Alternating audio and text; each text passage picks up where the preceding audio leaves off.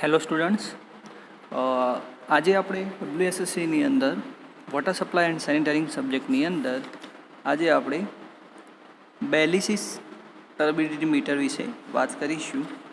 તો જે આ ટર્બિડિટી મીટર છે કઈ ક્રાઇટેરિયામાં આવે છે, તો ફિઝિકલ ટેસ્ટિંગ આપણે જોયું હતું એની અંદર 3 પ્રકારનું હતું: ટર્બિડિટી ટેસ્ટ, કલર ટેસ્ટ અને ટેસ્ટ એન્ડ ઓર્ડર ટેસ્ટ. તો એની અંદર ટર્બિડિટી ટેસ્ટની અંદર આપણે ટર્બિડિટી રોડ અને ટર્બિડિટી ટેપ જોઈ હતી, પછી જેક્સન ટર્બિડિટી મીટર જોયું હતું. હવે આપણે બેલિસિસ ટર્બિડિટી મીટર વિશે વાત કરીશું. તો હવે આપણે એને સૌપ્રથમ સ્કેચ જોઈશું. તો આપણું જે આ ટર્બિડિટી મીટર છે એની અંદર આપણને આ રીતે એક સ્કેચ આપેલો છે, જેની અંદર આપણે અલગ અલગ વસ્તુ જોઈશું કે જે એક્સ એન્ડ વાય આપણને આપ્યું છે એ શું છે. આ એક સેક્શન કટ કરીને આપણને બતાવેલો છે, બરાબર. અહીં એક લેમ્પ મૂકેલો છે, અહીં રિફ્લેક્ટર તરીકે આપણે મિરર કાં તો એ ટાઈપનું મટીરિયલ આપણે યુઝ કરેલું છે, અને અહીં ગ્લાસ ટ્યુબ અહીં બતાવેલી છે, બરાબર, જે આની અંદર 2 સાઈડ દેખાય છે, બરાબર. બ્લુ કોબાલ્ટ ગ્લાસ ટ્યુબ, બરાબર. અને નીચેના ભાગે આપણને વિથ ઓપલ ગ્લાસ આપેલો છે. તો આમાં ટૂંકમાં રિફ્લેક્શનનું કામ, એટલે કે આની અંદર ઇલેક્ટ્રિસિટી જ્યારે આપણે અથવા તો લેમ્પ સ્ટાર્ટ કરવાથી આપણને કઈ રીતનું પ્રતિબિંબ મળે છે, તો એના વિશે આપણે જોઈશું. જે રીતે કે જેક્સન ટર્બિડિટીની અંદર જોયું હતું કે નીચે આપણે એક લેમ્પ અથવા તો કેન્ડલ સળગાવવાથી અને ઉપર પાણી નાખવાનું હતું. જ્યારે આપણું પાણીની અંદર રહેલી અશુદ્ધિનું પ્રમાણ વધી જશે એટલે નીચે રહેલું જે આપણને પ્રકાશ હોય છે કેન્ડલનો અથવા તો જે પણ લાઇટ હોય છે ધીમે ધીમે આછી થઈ જશે, અને જે આછી થશે તો એને જેક્સન ટર્બિડિટી મીટર કહેવામાં આવતું હતું. એ પ્રમાણે આની અંદર જોઈશું આપણે. તો સૌપ્રથમ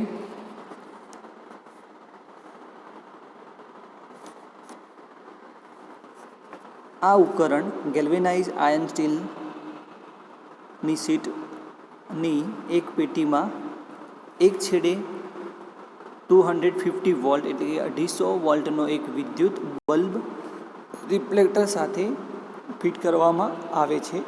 સામે બીજા છેડે કાચની 2 નળીઓ ઊભી ગોઠવવામાં આવે છે, બરાબર. એક બલ્બ મૂકવામાં આવે છે અને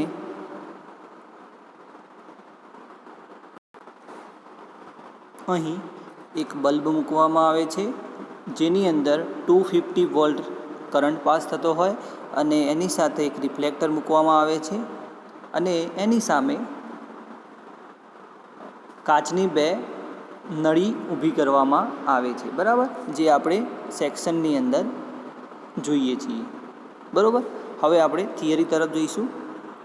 હવે શું કરવાનું થશે કે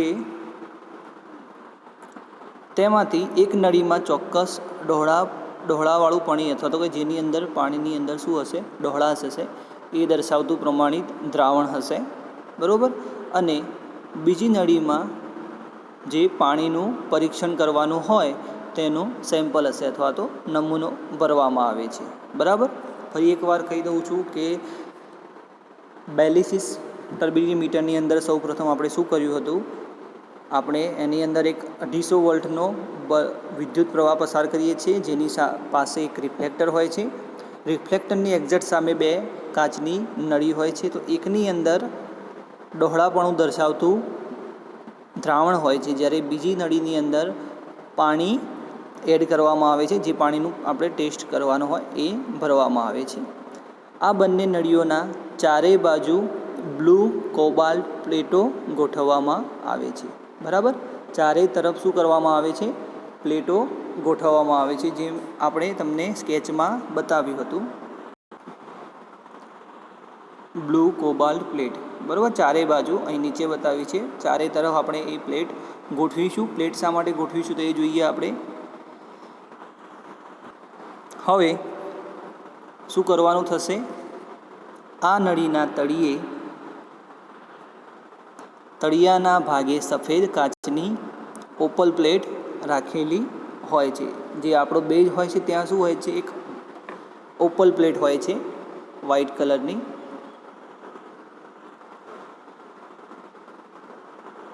આ ટાઈપની એક ઓપલ પ્લેટ હોય છે, બરાબર. બંને બાજુ તળિયા ઉપર ઓપલ પ્લેટ હોય છે. સાઈડમાં શું હોય છે, બ્લુ કોબાલ્ટ ગ્લાસ હોય છે અને તળિયા ઉપર હોય છે આપણી ઓપલ પ્લેટ. હવે આગળ જોઈશું. હવે શું કરવાનું થશે કે બલ્બને ચાલુ કરતા કોબાલ્ટ પ્લેટ મારફતે કાચની નળીમાંથી બ્લુ રંગનો પ્રકાશ પસાર થશે, બરાબર. કેમ કે આજુબાજુ આપણો જે એરિયા હતો શું હતો, આપણે એની ઉપર બ્લુ કોબાલ્ટ ગ્લાસ લગાવી દીધા હતા. હવે આ બ્લુ પ્રકાશનું નલિકાઓના મથાળેથી અવલોકન કરવામાં આવે છે. આપણે જોઈએ હવે સ્કેચની તો બ્લુ કોટેડ એટલે કે બ્લુ કોબાલ્ટ આપણે ગ્લાસ પ્લેટ સાઈડની તરફ લગાવેલી છે. હવે અહીંથી આપણે બલ્બ સ્ટાર્ટ કરીશું એટલે એના પ્રકાશથી નળીની અંદર આજુબાજુ રહેલા બ્લુ ગ્લાસથી શું થશે, પ્રકાશ દેખાશે. તો એ પ્રકાશ આપણે ક્યાંથી જોઈશું, તો એ પ્રકાશ આપણે ઉપરની તરફથી જોવાની કોશિશ કરીશું કાચની નળીના અંદર. હવે શું કરીશું કે બીજી નળીઓના પ્રકાશ રંગને સરખાવવામાં આવશે, બરાબર. અવલોકન લેવામાં આવે છે અને પછી બીજી નહીં પણ જે બંને નળી છે એકની અંદર શું કર્યું છે, આપણે ગંદુ પાણી ભરેલું છે, બીજી એટલે ગંદુ દ્રાવણ એક નળીની અંદર આપણે શું ભર્યું છે, દ્રાવણ ભર્યું છે જેની અંદર વધારે પ્રમાણમાં અશુદ્ધિ હશે. બીજી નળીની અંદર આપણે શું ભર્યું છે, જે આપણે ટેસ્ટ કરવાનું છે પાણીનું, એ આપણે પાણી એડ કરેલું છે. હવે બંને નળીના અંદરથી આપણે ઉપરની તરફથી જોઈશું તો આપણે એની અંદર અલગ અલગ પ્રકાશ જોવા મળશે.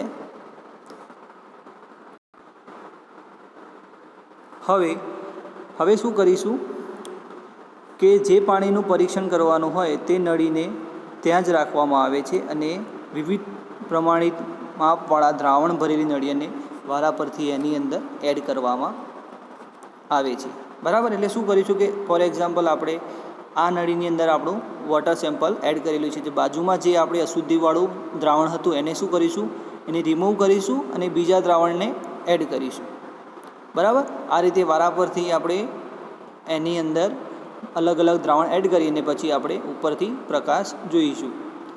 સાથે બંને નળીના પ્રકાશનું સરખાવવાનું ચાલુ જ રાખીશું. જે વખતે બંને નળીઓના પ્રકાશ એક સરખા જોવા મળે ત્યારે પ્રમાણિત દ્રાવણની ટર્બિડિટી ઉપરથી નમૂનાના પાણીની ટર્બિડિટી નક્કી કરવામાં આવે છે, બરાબર. શું કીધું આપણને કે જ્યારે આપણું જે સેમ્પલ હતું ઓરિજિનલ એનો જે અંદર પ્રકાશ દેખાવામાં આવે છે એ અને આપણે અહીંયા ચેન્જ કરીએ છીએ જે દ્રાવણ, એ બેનું સરખું આપણને વિઝન જોવા મળે તો એની ટર્બિડિટી આપણે નક્કી કરી શકીએ છીએ. આ સાધનની મદદથી પાણીના ડહોળાપણાનું મૂલ્ય ખૂબ જ ચોકસાઈપૂર્વક માપી શકાય છે. તેના વડે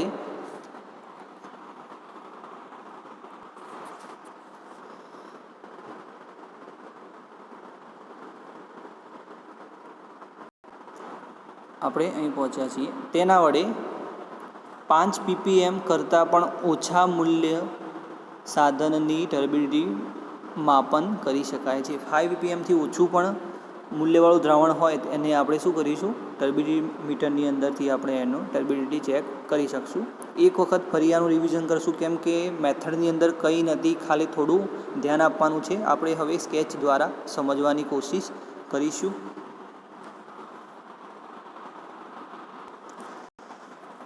તો આપણી પાસે આ એક ઇન્સ્ટ્રુમેન્ટ હશે જ.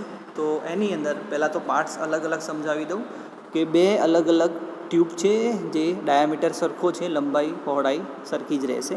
2 સમાન ટ્યુબ છે જેને આપણે અહીં સામે એડ કરેલી છે ઇન્સ્ટ્રુમેન્ટની અંદર. આપણને જે સાઈડમાં પોર્શન બતાવ્યો છે એ છે XY સેક્શન, બરાબર. હવે શું કરવાનું થશે કે એની અંદર એક લેમ્પ હશે અને લેમ્પની એક્ઝેક્ટ પાછળ રિફ્લેક્શન અથવા તો રિફ્લેક્ટર હશે. રિફ્લેક્ટર શું કરશે કે જેટલો પણ પ્રકાશ હોય છે લેમ્પનો એ બધો આ તરફ ડાયવર્ટ કરશે, બરાબર.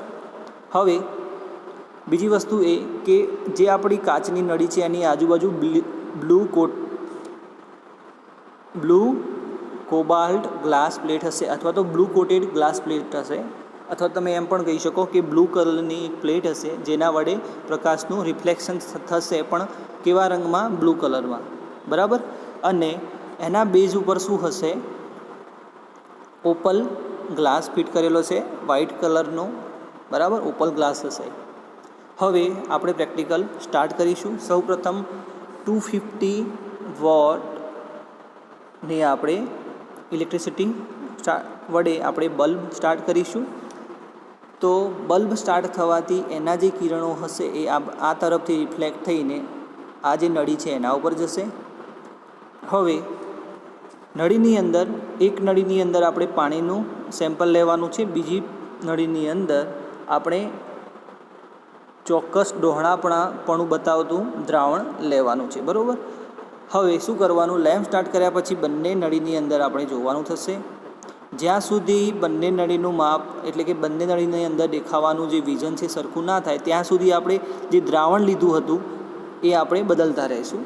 અને જે પાણી હતું, પાણીવાળું દ્રાવણ હતું, એ એમના એમ જ એની જગ્યાએ રહેશે. જ્યારે આપણે બંને વિઝન સરખા થઈ જાય ત્યારે આપણે એ પરથી કહી શકીએ કે આ બંને પ્રમાણમાં સરખા જ છે દ્રાવણ, અને એના પરથી આપણને એની ટર્બિડિટી મળી જતી હોય છે. અને આ ઇક્વિપમેન્ટ આપણને ખૂબ જ ચોકસાઈપૂર્વક આપણને માપ દેખાડતું હોય છે, તથા 5 ppm કરતાં પણ ઓછું મૂલ્ય હોય તો પણ એની ટર્બિડિટી આપણે આ ઇન્સ્ટ્રુમેન્ટ વડે માપી શકીએ છીએ, બરાબર. તો આજે આપણે આજના લેક્ચરમાં અહીં સુધી જ રાખીશું. નેક્સ્ટ લેક્ચરની અંદર આપણે સ્ટાર્ટ કરીશું નેફ્લોમીટર.